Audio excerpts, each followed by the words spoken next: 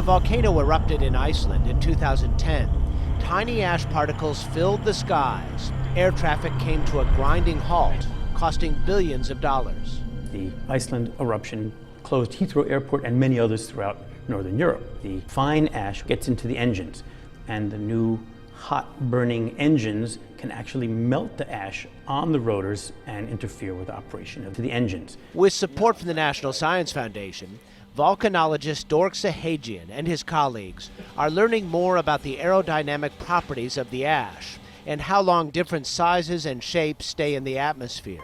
And so here's like an image of the ash grain. Under a microscope, each particle looks different.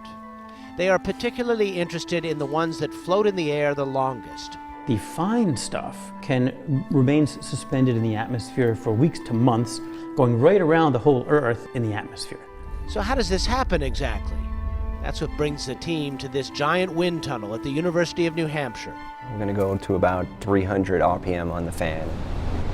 Because ash particles are difficult to see, the team demonstrates its study for us using aluminum foil. A flake, a crumple, and a little ball. There it goes, there it goes, there it goes, there it goes, there it goes.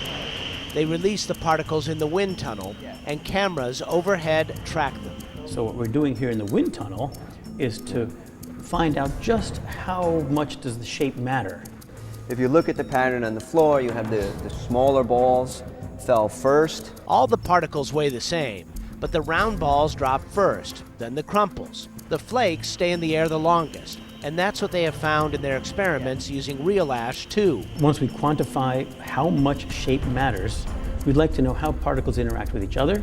We'd like to know how particles interact with humidity and rain, and we'd like to know even if magnetic orientation of the particles preferentially may determine how they settle out of the atmosphere. So this is a web application. Using the findings, Alexander Prusevich is developing web-based computer models to better forecast how ash will behave in the atmosphere. So in the future, when a volcano erupts, experts will be able to predict more accurately how long the ash will linger and when the skies will be sufficiently clear for planes to fly safely again.